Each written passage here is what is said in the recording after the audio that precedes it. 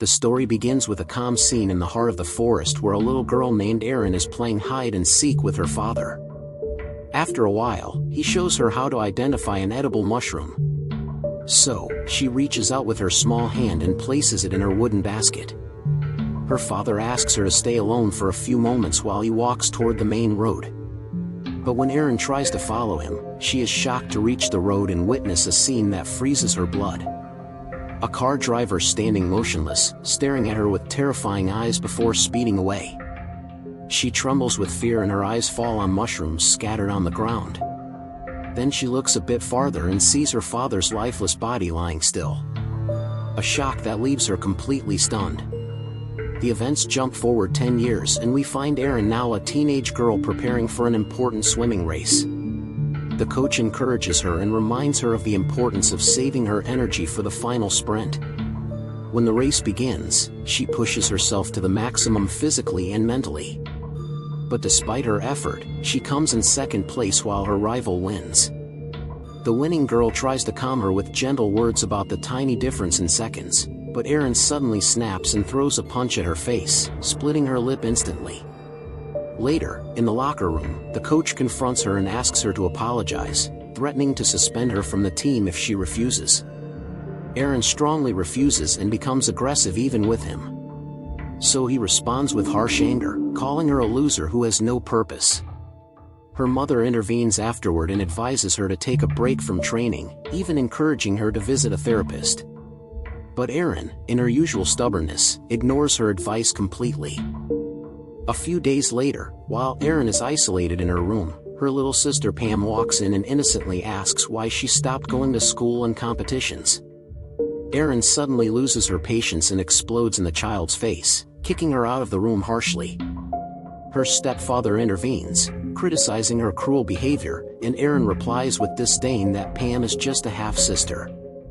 The mother rushes to calm things down and tells her rebellious daughter that if she doesn't return to school, she must find a job. Erin shocks her with a painful accusation, saying that the mother started a new life and completely forgot about her father. The situation escalates. The mother slaps her and Erin is emotionally shaken. Later, Erin arrives at her aunt's house who welcomes her warmly and suggests that she stay with her temporarily. Erin agrees with gratitude and says she will stay until she finds a job. Her aunt offers to take her to a yoga session. At noon, Erin shows up to the yoga class to pass the time. During the session, a middle-aged woman named Milana complains about neck pain and leaves early. Erin approaches her and Milana opens her heart, admitting that she feels she is no longer good at her job. Erin asks about her work and she tells her she is a supervisor in a factory. Immediately, Erin asks for her help in getting a job there and Milana agrees. A few days later, Milana takes Erin to the factory, shows her how the machines work, and reassures her that she will be trained in a simple section at first. At that moment, the factory owner, Michael, appears, and Milana introduces Erin to him. Michael asks about her age and studies and learns that she is 18 and dropped out of school, but the moment he hears her full name, Erin Tralian, Michael freezes in shock. He walks away silently without saying a single word. After that, we see Michael sinking into old memories filled with anxiety. He remembers himself as a young man taking drugs with his friends and the day they bet him a bottle of rum and challenged him to jump from the roof of a tall building. A crowd of people gathered around the building to witness the strange scene. Michael, under the influence of drugs, stood on the edge, ready to jump. After moments of hesitation, he jumped and landed safely on the ground, winning the bet amid cheers mixed with admiration and fear. At that moment, he noticed a beautiful girl among the crowd, Laura, who had been involved with him in a brief relationship before. He used his charm and presence to convince her to join him, and soon they ended up in his car. The relationship quickly escalated into an intimate encounter. Afterward, Laura asked him if he would remember her the next time. Michael's answer was harsh and clear. There was no place for serious relationships in his life. Laura felt insulted and decided to walk home. But Michael, struck by sudden shame, called out to her and asked her to return. She agreed bitterly, but on the condition that she would drive because he was too drunk to do so. Back to the present, Laura, now Michael's wife, sees him lost in worry and asks him about the reason. He tells her they are invited to a business dinner with an important German client to seal a major deal. He suggests she accompany him as her reputation as a skilled lawyer could make a difference.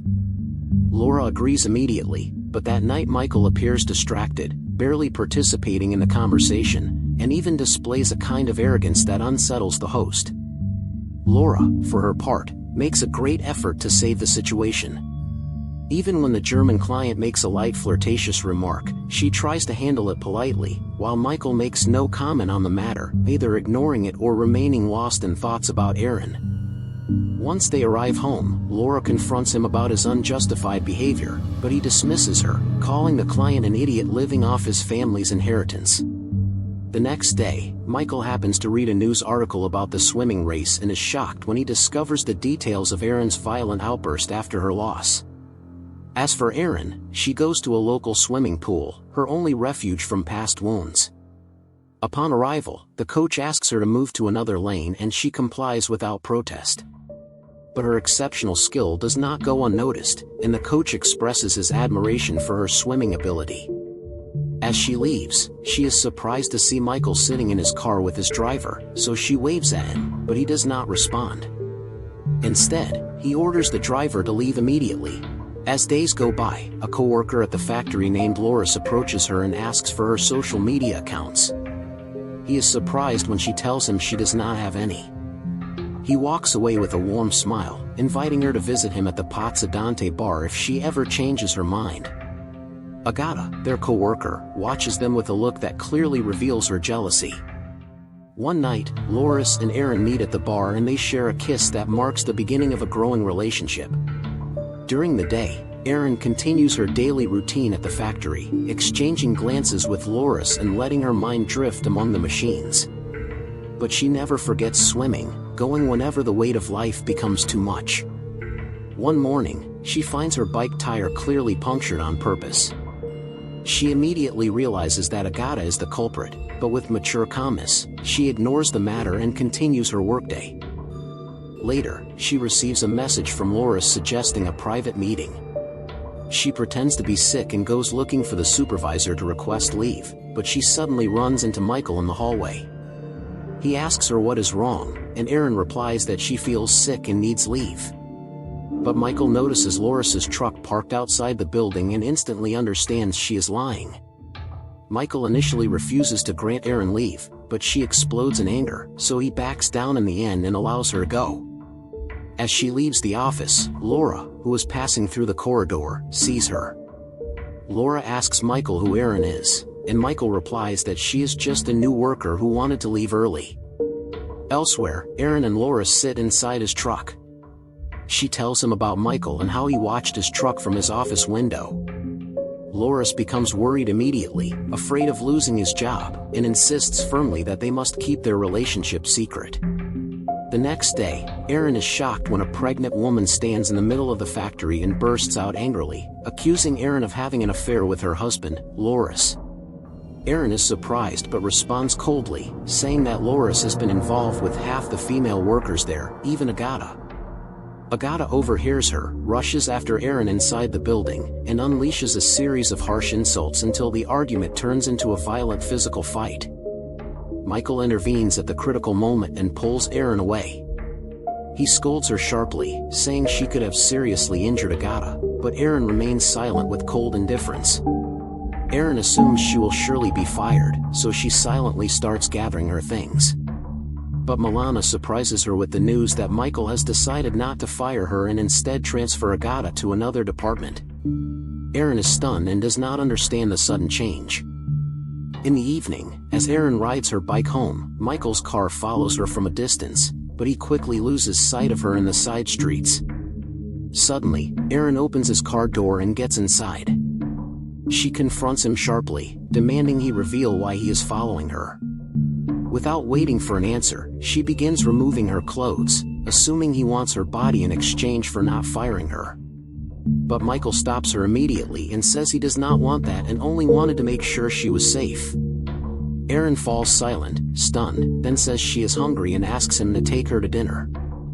They arrive at a small quiet restaurant. Aaron asks him why he has a personal driver.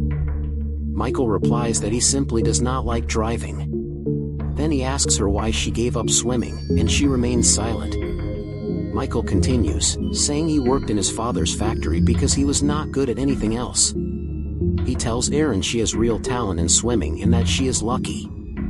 Aaron suddenly erupts, telling him he knows nothing at all about her life. The next day, Michael approaches her again and tells her he wants to show her something special. He takes her to an old abandoned house overlooking the sea and reveals his dream of turning that abandoned house into an elegant restaurant. They stand silently observing the horizon where a couple is seen walking on the beach. Aaron begins sketching a man. Michael asks if she knows how to draw, and she reveals without hesitation that she has been trying to remember the face of the driver who ran over her father 10 years ago, adding that the driver may have lived a normal life, married, and had children. Michael replies, or maybe his life is now an endless hell. Days later, Aaron follows Michael's car after work, running after him eagerly and asking why he no longer goes out with her. He responds coldly that he is busy and leaves her behind. The next day, Aaron returns to the local swimming pool. The coach claps for her with admiration and tells her she is faster than all the girls on his team. As she leaves, Aaron finds Michael waiting for her for a long time. Michael surprises her with a small gift as an apology for his coldness. She refuses his apology at first, but his calm words and sincere gaze finally succeed in extinguishing her anger. They spend hours together playing pickleball. They behave like two children lost in a rare moment of innocence and joy. In the middle of their laughter, they accidentally break the side mirror of a parked car and run away like two small criminals. In that moment, Aaron sees Michael laugh for the first time. The next morning, Aaron decides to accept the coach's offer to join the swimming team. She tells Michael about this decision, and he is filled with genuine pride for her. Shortly after, Laura enters his office and is stunned to see him smiling with happiness. As soon as he leaves the office, Laura's curiosity begins to pressure her. She searches through his papers and opens a secret drawer until she finds a small file with the name Aaron Tralian written on it. She reads it quickly and is shocked by what she sees. In the evening, Laura welcomes Michael home with a warm smile and reveals wonderful news. She is pregnant, but his eyes do not shine with joy, only confusion. He hugs her hesitantly. Laura suddenly explodes and admits that the pregnancy was just a lie and that she only wanted to know whether he still loves her or not. She then screams at him and tells him that he has gotten close to the daughter of that man. Michael tries to explain that he only wanted to help Aaron because she feels lost and alone. But Laura already knows that Michael loves Aaron. She gives him a strong warning to stay away from Aaron for his own sake and for everyone else. Days later, Aaron enters the swimming competition with renewed determination and wins first place. Her team dances with joy, but her eyes search the stands for one face and she does not find it. Instead, she notices the driver standing at the door, gesturing that Michael is outside. Aaron runs outside and finds Michael staring at her, and both of them realize they have fallen in love. At night, Michael, Aaron, and the driver celebrate Aaron's victory in the swimming competition. After a few drinks, the driver announces that he is too drunk and leaves, leaving Michael and Aaron alone. Aaron asks Michael to drive her home. Michael unwillingly drives the car. On the way, Aaron tries to get closer to him and he responds strictly at first, but eventually weakens before her. Suddenly, he stops the car and steps out, apologizing without her understanding what he is apologizing for. She asks him what he is doing, but Michael does not answer. He returns to the car and continues driving. Then we see a flashback. Young Michael, drunk, refuses to let Laura drive despite her begging. He grabs the steering wheel and drives at high speed even though Laura keeps begging him to slow down, but he does not listen. In the present, history repeats itself. Michael drives recklessly and Aaron, terrified, begs him to calm down, but his foot refuses to ease the pressure. At that moment, we finally learn that Michael is the one who ran over Aaron's father 10 years ago. When he saw the little girl running and searching for her father, he looked at her with eyes filled with guilt. Now he brings her back to the same place where the accident happened. Erin, stunned, asks why he brought her there, but he remains silent. Erin freezes in place and finally realizes that Michael is the man she has been searching for all these years and that she is now in love with the man who killed her father. She approaches him with tears of rage in her eyes, pushes him violently, and grabs a stone from the ground, ready to crush his head. Michael offers no resistance. He does not defend himself or run. He knows he deserves death for what he did. But Erin does not strike him. Instead, she throws the stone at his car window, shattering it before leaving. After a long night of walking, Erin arrives at the hospital at sunrise and finds her mother, who works there as a nurse. Erin collapses into her mother's arms, expressing deep remorse for all her past behavior over the years. Her mother then reveals a shocking piece of news. Michael turned himself in that same morning. Erin feels overwhelmed by confusion and uncertainty, still shaken by everything that has happened. The story then jumps forward 5 years later. We see Erin living a stable life, now working as a professional swimming coach. She enjoys spending time with her half-sister Pam, and it is clear how strong their bond has become. While walking down a street, Erin suddenly freezes at the sight of a new restaurant. A strange familiarity sends chills through her body. The restaurant carries the same name she once jokingly suggested to Michael as the name of his future restaurant. In the final scene of the film, Michael is busy fixing up and renovating the restaurant. When he hears approaching footsteps, he turns around and is stunned to see Erin standing before him. His eyes fill with tears and joy at the sight of her after all these years. The scene ends with a gentle smile from Erin, leaving the impression that she has forgiven him and might give him a chance at a new beginning together.